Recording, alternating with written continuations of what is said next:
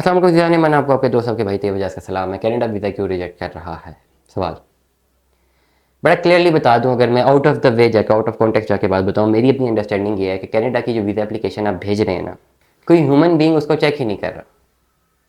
Human being is not checking it, वो evaluate ही नहीं कर रहा। कनाडा के पास इतनी रश लग चुकी हुई है कि मेरी रिसर्च के मुताबिक एक ऑटोमेटिक एआई सॉफ्टवेयर है जो कि आपकी एप्लीकेशन को एवेल्यूएट करता है और ठक करके रिजेक्ट कर रहा है, स्पेसिफिकली अगर आप पाकिस्तान से अप्लाई कर रहे हैं। कनाडा तंग आ चुका है भाई, इतनी ज़्यादा एप्लीकेशन जा रही हैं उसको, लाखों एप्लीकेशन हैं।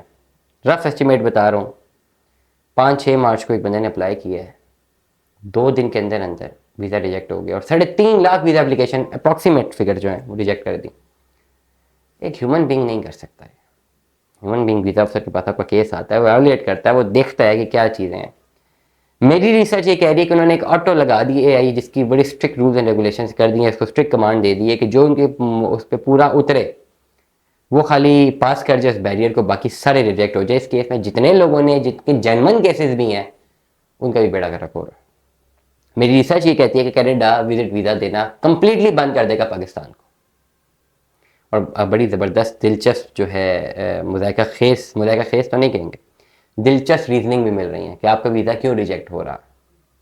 आपने अपनी बैंक स्टेटमेंट लगा दी, आपने जो है बेहतरीन अपनी एसेट्स शो कर दी, आपने हर तरीके से जस्टिफाई कर दिया कि आपका सारा बिजनेस इधर है, आपकी एफर्ट्स इधर है, आपकी एमर्स इधर है, बच्चे आपके इधर हैं, बीवी आपकी इधर है, वालिदैन आपके इधर है, आपके घर यहाँ पे, आपका कारोबार यहाँ पर है, आपकी फ्रीक्वेंट ट्रैवलर है, सब कुछ। आपकी बैंक स्टेटमेंट यहाँ की, आपकी दुबई की, आप दुनिया में घूम रहे हैं, बिजनेस कर रहे हैं, आपने जाना है बिजनेस लेटर के लिए, आपने जाना है, कोई कॉन्फ्रेंस हो रही है और आप वहाँ पे जा रहे हैं।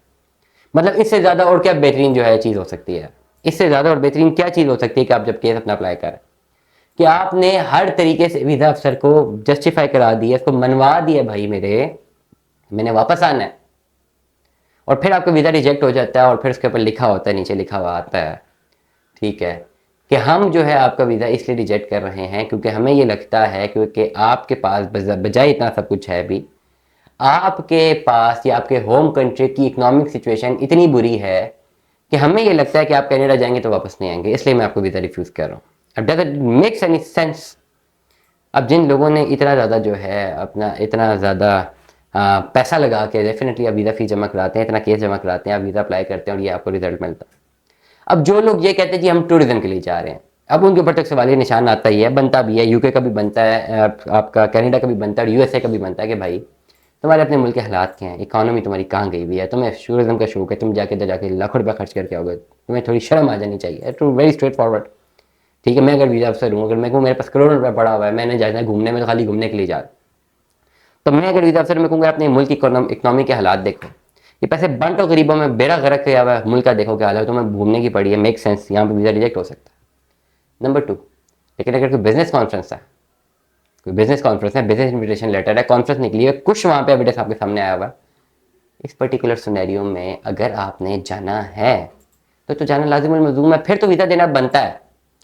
मुझे ये लगता है, मेरी जाती राय है कि अगर आप कनाडा का वीज़ा अप्लाई कर रहे हैं तो कोई ह्यूमन बीइंग आपकी स्टेटमेंट नहीं देख रहा है कि ये सॉफ्टवेयर है जो कि इसको देख रहा है, वैल्यूएट कर रहा है कि अगर आप इस काबिल हैं कि आपको वीज़ा दिया जाए ना दिया जाए। अगर सॉफ्टवेयर को कहीं पर लगता है, उसको छोटा सा छोटा लूप होल नजर आता है, छोटी सी ऐसे इतनी स्ट्रिक्ट कमांड्स दी गई हैं कि वो किसी सूरत से एप्लीकेशन को पास ऑन ही नहीं होने दे रहा, वो सॉफ्टवेयर रिजेक्ट कर देता है। और ऊपर से एप्लीकेशन भी इतनी ज़्यादा है कि सॉफ्टवेयर की जरूरत उनको पड़ गई, वो कितनी ज़्यादा एप्लीकेशन एवेल्युएट करें। तो ओवरऑल मुझे लग रहा है कि पाकिस्तानियों के लिए आने वाले 6 से महीने से साल तक के लिए कोई विजिट वीज़ा मेरा नहीं ख्याल कनाडा आपको देगा, क्योंकि जो इतना रश आ रहा है, इकोनॉमिक कंडीशंस हैं और जिस तरह वो अपने सॉफ्टवेयर को यूज़ करके रिजेक्शन पे जा रहे हैं, ये हमारी एक हाइपोथेसिस है। मेरे पास कोई इसका एविडेंस नहीं है कि सॉफ्टवेयर यूज़ हुआ, लेकिन एक हाइपोथेसिस है, क्योंकि इतनी तेज़ी से इतनी सारी एप्लीकेशन रिजेक्ट नहीं हो सकती। जब इतना केस लगा, कोई ह्यूमन बीइंग तो देखे ना, उससे ह्यूमन बीइंग देखे और 3 लाख से 3 लाख वीज़ा एप्लीकेशन रिजेक्ट हो जाए 2 दिन में, दिस इज नॉट पॉसिबल कि किसी ह्यूमन बीइंग ने देखा हो। तो हमें याद रखिएगा, अपना बहुत सारा ख्याल रखिएगा। Stay tuned with us. अल्लाह हाफ़िज़।